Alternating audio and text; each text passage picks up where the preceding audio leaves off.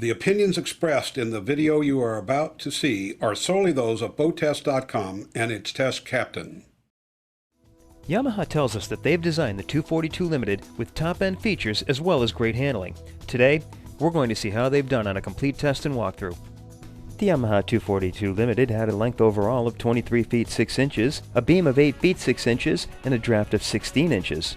Her dry weight was 3,439 pounds, and her fuel capacity was 50.2 gallons.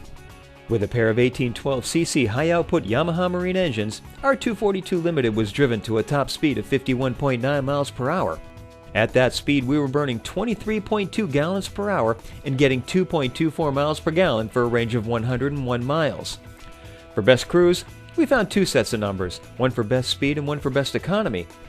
At 6,000 RPM, we ran at 37.4 miles per hour with an 11.5 gallon per hour fuel burn.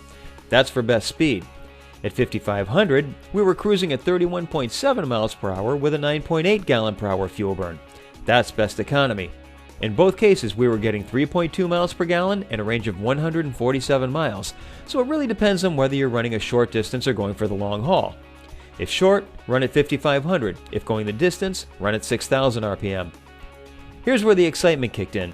We reached planing speed in 2.4 seconds and accelerated through 30 miles per hour in 4.2 seconds.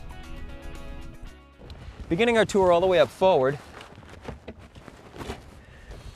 we have a combination anchor locker and 4-step beach boarding ladder. The compartment is self-draining, and notice the stainless steel latch and hinges. Now, one thing we have to give Yamaha very high marks for is this comfortable bow area. It sits just like a regular bow rider does. Grab rails on either side, drink holders in the corner, but there's so much more to the picture than that. Take a look.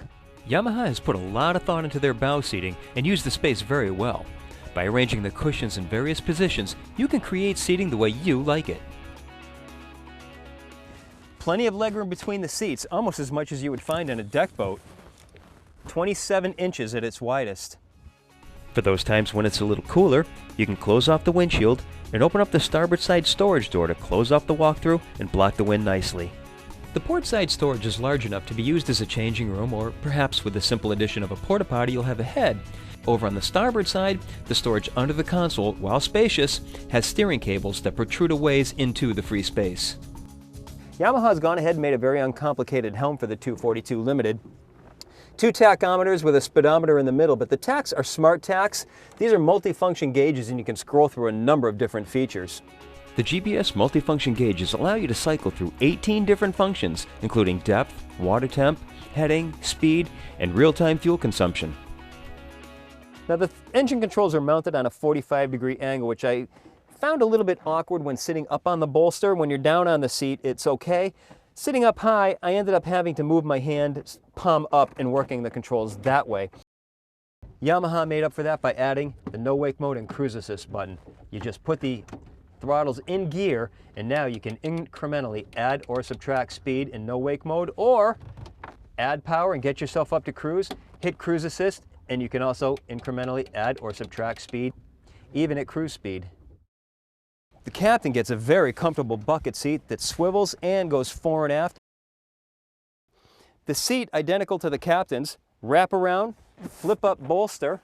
It also spins around so you can face aft and be an observer for the skiing, tubing, wakeboarding. Gives you a good seating area for 1, 2, 3, 4, 5, 6 people in this cockpit. Notice the self-draining cockpit scupper. Not only does it drain the cockpit in short order, but instead of leading the water into the bilge, it pipes it directly overboard out the transom. Now, because Yamaha has these low-profile jet drive engines, they're able to take such good advantage of this aft transom patio. It makes such a comfortable sitting area, whether you're sitting up on this upper level or down on this lower level putting your gear on. Notice that there's another base for putting a table in and making it into a little dining area. Drink holders on both sides, a stereo remote, and a freshwater shower.